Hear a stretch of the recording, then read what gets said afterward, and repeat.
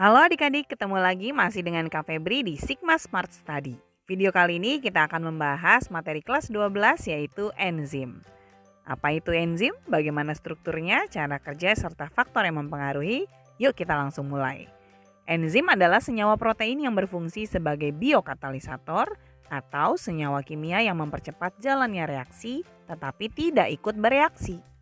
Senyawa penyusun terbesar dari enzim adalah protein yang biasa kita sebut apoenzim. Apoenzim membutuhkan bantuan dari kofaktor yaitu koenzim dan gugus prostetik. Kofaktor adalah senyawa non-protein yang membantu kerja enzim, terdiri dari koenzim dan gugus prostetik. Perbedaannya, koenzim adalah senyawa organik yang terikat lemah dengan enzim, sementara gugus prostetik bisa berupa senyawa organik, non-organik, ataupun mineral yang terikat kuat dengan enzim.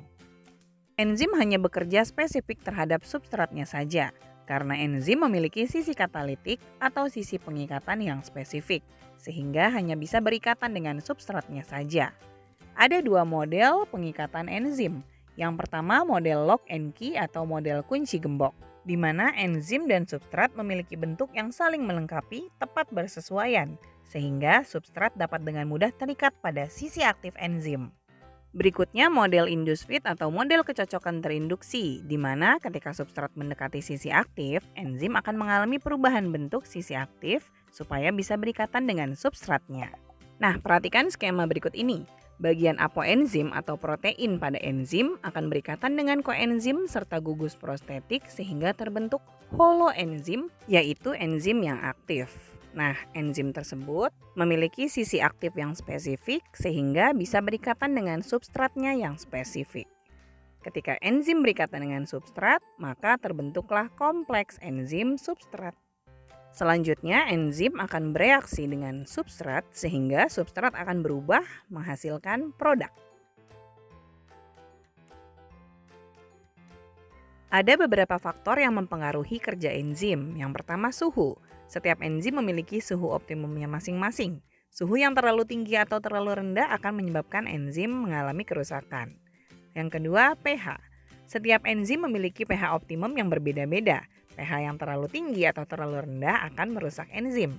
Yang ketiga, konsentrasi enzim. Semakin banyak enzim yang tersedia, semakin cepat reaksi berlangsung, tetapi hanya sampai titik jenuh tercapai.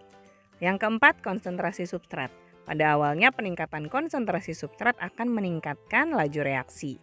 Tapi ketika mencapai titik jenuh, penambahan substrat tidak akan mempengaruhi laju reaksi. Yang kelima, kofaktor. Enzim membutuhkan kofaktor untuk berfungsi optimal. Dan yang keenam, inhibitor, yaitu molekul yang dapat menghambat atau mengurangi aktivitas enzim. Ada dua macam inhibitor, yaitu inhibitor kompetitif yang berikatan di sisi aktif enzim dan inhibitor non-kompetitif yang tidak berikatan di sisi aktif enzim tetapi merubah struktur sisi aktif enzim. Perhatikan skema berikut ini. Dalam keadaan normal tanpa inhibitor, enzim akan berikatan dengan substrat di sisi aktifnya.